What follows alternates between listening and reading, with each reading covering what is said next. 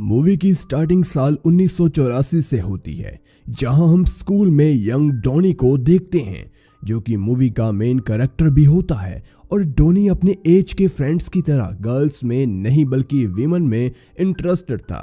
कुछ दिन बाद उनके स्कूल में एक कॉन्सर्ट होने वाला था, इसीलिए वह कॉन्सर्ट के लिए अपनी टीचर मिस मैरी को इनवाइट करता है, जो कि स्कूल में सबसे हॉट टीचर थी। लेकिन ये इनविटेशन उस पर बहुत भारी पड़ जाता है, जिसके चलते उस मिस मैरी 1 महीने का डिटेंशन दे देती है। वही डिटेंशन क्लास में मिस मैरी डॉनी को सेड्यूस करती है, जिसके बाद दोनों इंटीमेट होते हैं और रिलेशनशिप में आ जाते हैं। ये बात डॉनी के फ्रेंड्स को भी पता रहती है। साथ ही डॉनी के अब हर एग्जाम में ग्रेड्स भी इम्प्रूव्ड हो चुके थे और दोनों की रिलेशनशिप काफी दिनों तक चलती है। लेकिन स्कूल के एक इवेंट के चलते दोनों सभी के सामने एक्सपोज हो जाते हैं, जिसके कारण मिस मैरी वहां से शर्म के कारण भाग जाती है। लेकिन पीछे स्टेज में डॉनी को सभी चीयर अप कर रहे होते हैं। वही अब मिस मैरी के ऊपर कोर्ट में मुकदमा चलता है, क्योंकि दोनों के रिलेशनशिप को चलते मिस मैरी प्रेग्नेंट हो चुकी थी। इसलिए कोर्ट मिस मैरी को एक बच्चे से रिलेशनशिप रखने के लिए 30 साल की कैद सुना देता है। हालांकि इसके बाद भी डॉनी और मिस मैरी कोर्ट में सभी के सामने अपने संबंध को टूटने ही नहीं देते हैं। लेकिन डॉनी के फादर इस बात से बहुत अपसेट थे, क्योंकि डॉनी के अडल्ट होने तक उसके बेबी की केयर उन्हें ही करनी थी। जल्दी ये न्यूज़ पूरे शहर में फैल जाती है, जिसके चलते डॉनी को रिपोर्टर्स का कॉल आने लगता है, जिससे कि वो एक सेलिब्रिटी में बदल जाता है। इसके बाद सीन शिफ्ट होता है प्रेजेंट डे में और हम अडल्ट डॉनी को देखते हैं, जो कि एक जिम नाम के आदमी से मिलने उसके ऑफिस गया हुआ था, जहां पर वो डॉनी को बताता है कि उसे कुछ ही दिनों में गवर्नमेंट को $43,000 का टैक्स भरना होगा, नहीं तो वो 3 साल के लिए जेल चला जाएगा। जिससे डॉनी बहुत एंग्री हो जाता है कि इतना पैसा कहां से आएगा, जिस पर जिम उसे मैराथन पर बेट लगाने के लिए बोलता है और अगर वो जीत जाता है तो उसे काफी पैसा मिल जाएगा। लेकिन डॉनी ऐसा करने से साफ मना कर देता है, क्योंकि जिस रनर पर जिम पैसा लगाने की बात कर रहा था वो काफी मोटा होता है। इसलिए जिम उसे अपने बेटे से हेल्प मांगने के लिए बोलता है, लेकिन वो भी बहुत टाइम पहले ही वहां से चला गया था और अब वो कहां उसका कुछ नहीं पता। उसी रात डॉनी एक क्लब में जाता है, जहां पर उसे एक वेट्रेस मैगजीन में उसके बेटे की पिक्चर दिखाती है, जो कि अब पहले से बहुत स्लिम हो चुका था और यहां तक कि अब उसने अपना नेम भी चेंज कर टॉड पैटरसन रख लिया था। साथ ही में उसने अपनी स्टोरी भी बना ली थी, जिसमें उसके पेरेंट्स की डेथ एक एक्सप्लोजन के चलते हुई थी। यह सुनकर डॉनी बहुत अपसेट हो जाता है कि उसने ऐसा किया। आखिर में डॉनी को यह बात भी पता चल जाती है कि वो अब एक सक्सेसफुल आदमी बन चुका है, साथ ही वो जल्दी शादी भी करने वाला है। दूसरी साइड हम टोड को देखते हैं, जो कि अपनी फियांसे जिमी के साथ होता है, लेकिन वो बहुत ज्यादा नर्वस था, क्योंकि उसे आज जिमी के पेरेंट्स मिलने आने वाले थे और खुद को रिलैक्स करने के लिए टोड हमेशा अपने पास एक एक्स्ट्रा अंडरवेयर रखा करता था। इसी बीच हम डॉनी को देखते हैं, जो कि मॉर्गन से पैसे लेने के लिए उसके पास गया था, जो कि एक शो होस्ट था। लेकिन वहां पर डॉनी अपने एक पुराने दोस्त वैनिला आइस से टकरा जाता है, और क्योंकि डॉनी का उसकी मॉम से अफेयर था, इसलिए वो डॉनी को बहुत हेट किया करता था, जिसके कारण दोनों में फाइट होने लगती है। लेकिन ऐन वक्त पर मॉर्गन आकर उन्हें शांत कराता है और डॉनी को अपने रूम में ले जाकर बात करता है, जहां मॉर्गन उसे बताता है कि अब डॉनी का फेम पहले जैसा नहीं है, इसलिए उन्हें उसकी कोई जरूरत नहीं। लेकिन अगर डॉनी अपने बेटे को उसकी मदर से मिलने के लिए जेल में ले जाता है तो वो उसे $50,000 देगा, जिससे डॉनी भी अग्री हो जाता है, क्योंकि वो अपना फेम भी वापस चाहता था। वहीं टोड जिमी और उसकी फैमिली को अपने बॉस स्टीव के विला में रहने के लिए ले जाता है, जहां पर वो सभी काफी कंफर्टेबल फील कर रहे थे। थोड़ी देर में वहां पर जिमी का भाई चढ़ भी आ जाता है। वहीं वो टोड को उसकी सिस्टर की अच्छे से केयर करने के लिए भी बोलता है, और अगर वो ऐसा नहीं करता तो वो उसे नहीं छोड़ेगा। और जब सभी लंच कर रहे होते हैं, तभी वहां पर डॉनी आ जाता है। जैसे कि टोड काफी गुस्सा हो जाता है, लेकिन वो किसी के सामने शो नहीं करता कि डॉनी उसका फादर है। वो सभी को उसे अपना एक पुराना दोस्त बताता है, जिसने उसकी एक बार जान बचाई थी। ये सुनकर सभी डॉनी को उनके साथ रहने के लिए अग्री हो जाते हैं।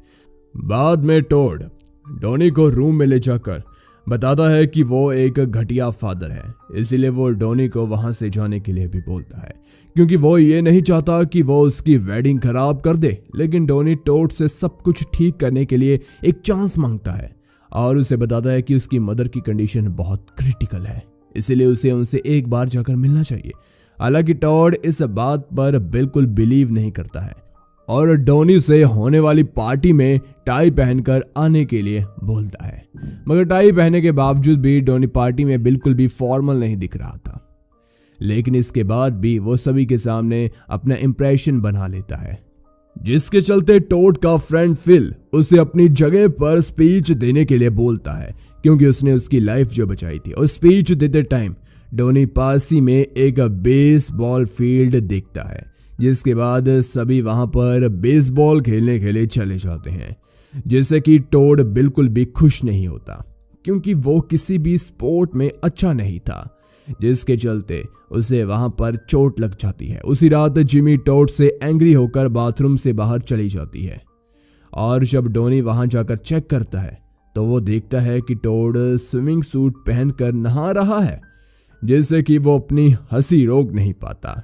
लेकिन इससे टोड बहुत एंग्री हो जाता है और उसे बताता है कि ये उसकी ही गलती है कि वो अपनी शर्ट किसी के सामने नहीं उतार सकता, क्योंकि डॉनी ने उसकी बैक में एक अजीब सा टैटू बनवाया था। लेकिन इसके बाद भी डॉनी टोड को गुदगुदी करते हुए बाहर ले जाता है और जब चढ़ वहां आता है तो उसे लगता है कि दोनों फाइट कर रहे हैं, जिसके बाद वो भी टोड से फाइट करने लगता है। लेकिन डॉनी उसे अपनी बॉटल से मारकर बेहोश कर देता है। वहीं उसी रात डॉनी स्टीव की मॉम की यंगर फोटो को देखता है और उनकी ओर अट्रैक्ट हो जाता है, क्योंकि वो पहले एक मॉडल थी, जिसके कारण जब टॉड नेक्स्ट मॉर्निंग रूम में आता है तो वो डॉनी के बेड पर टिश्यू देखकर और भी ज्यादा एंग्री हो जाता है। फिर सभी वेडिंग की तैयारी के लिए चर्च में फादर मैकनेली के पास जाते हैं, जो कि टोड के फादर के एक्सीडेंट के लिए सिंपैथी दिखाता है। लेकिन टोड फादर को बुरा भला सुना देता है, जिसके चलते वो टोड को बाहर गार्डन में ले जाकर उसे फाइट करने लगता है, जिसके दरमियान टोड को बहुत चोट लग जाती है। लेकिन आखिर में डॉनी फादर को बोतल से हिट कर बेहोश कर देता है। वही दूसरी ओर जिमी की फैमिली टोड पर फादर को बुरा भला सुनाने के लिए गुस्सा करती है, लेकिन डॉनी उन्हें भी किसी तरह समझाता है कि ये उसकी गलती नहीं है, जिसके बाद वो सभी स्टीव के विला में ही वेडिंग करने को डिसाइड करते हैं। वेडिंग की तैयारी करते टाइम डॉनी को उनकी बैचलर पार्टी के बारे में पता चलता है, जिसके कारण फिल ने उनके लिए एक मेन स्पा बुक कर रखी थी। लेकिन डॉनी वहां पर बिल्कुल भी खुश नहीं होता, क्योंकि वहां उसे बिल्कुल भी अच्छा नहीं लग रहा था।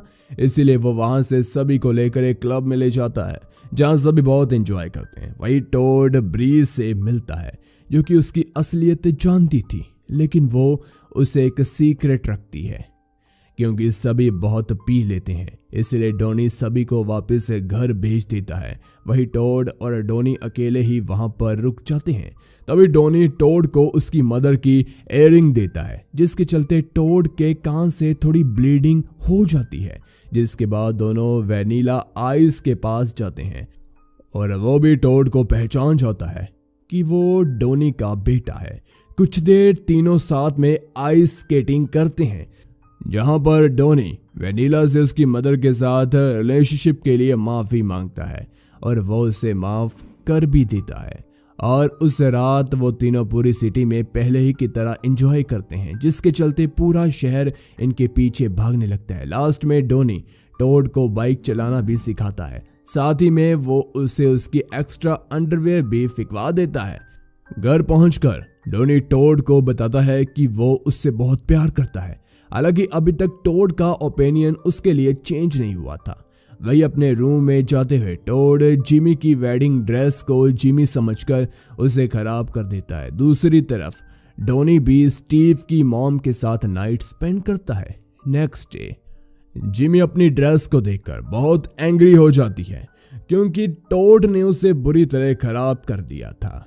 इसलिए वो टोड से उसकी ड्रेस को जल्दी ड्राई क्लीन के लिए भेजने को बोलती है और साथ ही में वो टोड से उसकी इयररिंग भी निकालने के लिए बोलती है। ड्रेस को ड्राई क्लीनिंग में डालकर लौटते हुए टोड अपनी मदर से मिलने के लिए जेल चला जाता है। हालांकि डोनी उसे वहां जाने से मना भी करता है, इसलिए डोनी भी तुरंत जेल में चला जाता है, जिसके बाद दोनों साथ में उसकी मदर से मिलते हैं। लेकिन इसी बीच वहां मॉर्गन अपनी टीम के साथ आ जाता है और उनकी बातें रिकॉर्ड करने लगता है, जिससे कि टोड बहुत ज्यादा गुस्से में आ जाता है और समझ आता है कि इसीलिए डोनी उसे उसकी मदर से मिलाना चाहता था, ताकि वो उसके बदले मॉर्गन से पैसे ले सके। वही डोनी मॉर्गन से उसे रिकॉर्डिंग को पब्लिश करने को मना कर देता है, जिसके चलते उसे कोई भी पैसा नहीं मिलता। लास्ट में डोनी विला जाकर अपना सामान पैक करने लगता है, क्योंकि उसे नहीं लगता था कि अब टोड उसे कभी भी बात करेगा। लेकिन इसी बीच वो जिमी को स्टीव से बात करते हुए सुन लेता है, जिससे वो समझ आता है कि जिमी टोड से चीट कर रही है। हालांकि इसके बाद भी डोनी रात को डिनर में जाकर टोड को ये बात बताने की कोशिश करता है कि जिमी उसे चीट कर रही है, लेकिन जिमी फेक स्टोरी बताकर खुद को बचा लेती है, जिसके कारण ना चाहते हुए भी डोनी को वहां से जाना पड़ता है। डिनर के बाद जिमी चढ़ के साथ चली जाती है, जिसके बाद उसका पीछा करते हुए डोनी भी एक होटल में चला जाता है, जहां वो खुद को टोड बताकर जिमी से मिलने के लिए उसके रूम में जाता है। लेकिन डोर लॉक होने के कारण वो अंदर नहीं जा पाता, इसीलिए वो विंडो से रूम में झांकता है तो वो बहुत शॉक्ड हो जाता है, क्योंकि जिमी का अफेयर सिर्फ स्टीव के साथ नहीं बल्कि उसके अपने भाई चड के साथ भी चल रहा था। ये सब देखने के बाद डोनी काफी ज्यादा अजीब फील करने लगता है, और उससे पहले कि ये बात वो टोड को बता पाता, जिमी उसे उसका मुंह बंद करने के लिए पैसे ऑफर करती है, जिससे वो मान जाता है। घर जाकर डोनी ये सब बात जिम को बताता है। फिर वो टोड का गिफ्ट ओपन करते हैं, जो कि उसने उसे गिफ्ट किया था, जिसमें डोनी को उसके चाइल्डहुड का एक मिट पपिट मिलता है, जिससे डोनी मोटिवेट हो जाता है और तुरंत वेनिला के साथ टोड की वेडिंग रोकने के लिए निकल जाता है। और यहाँ फाइनली डोनी सभी को बताता है कि टोड ही उसका रियल सन है। फिर डोनी जिमी के सामने उसका चेक फाड़ देता है और उसे टोड को सच बताने के लिए बोलता है। इसलिए जिमी टोड के कान में उसे सारी बात बताती है, जिससे वो बहुत शॉक्ड हो जाता है और तुरंत वेडिंग कैंसिल कर देता है। इस बात से गुस्सा होकर जिमी उसे नाइफ मारने की कोशिश करती है, लेकिन डोनी उसे बॉटल मारकर बेहोश कर देता है। वहीं चड भी टोड को मारने के लिए आता है, हालांकि उसे भी फादर मैकनेली एक पंच मार के बेहोश कर देते हैं। लास्ट में टोड अपनी पहचान एक्सेप्ट करते हुए जॉब को छोड़ देता है और डोनी और वेनिला के साथ वहां से चला जाता है। कुछ दिन बाद हम डोनी और टोड को देखते हैं और दोनों ही डोनी के जेल जाने से पहले पार्टी कर रहे होते हैं। वही टोड अब ब्री के साथ था। दूसरी तरफ डोनी भी जेल जाने के लिए मान जाता है, क्योंकि 3 साल बाद जब वो वापस आएगा उस टाइम तक टोड की मदर भी रिलीज हो जाएगी, जिससे कि वो तीनों फिर से साथ हो जाएंगे। इसी बीच वहां पर जिम आता है और डैनी को बताता है कि जिस फैट आदमी पर उसने मैराथन पर बेट लगाई थी वो जीतने वाला है, और उसकी जीत के साथ ही डोनी को $1,60,000 मिल जाते हैं, जिससे वो आसानी से टैक्स को पे कर सकता था। और इसी के साथ मूवी यहीं पर खत्म हो जाती है। Thanks for watching.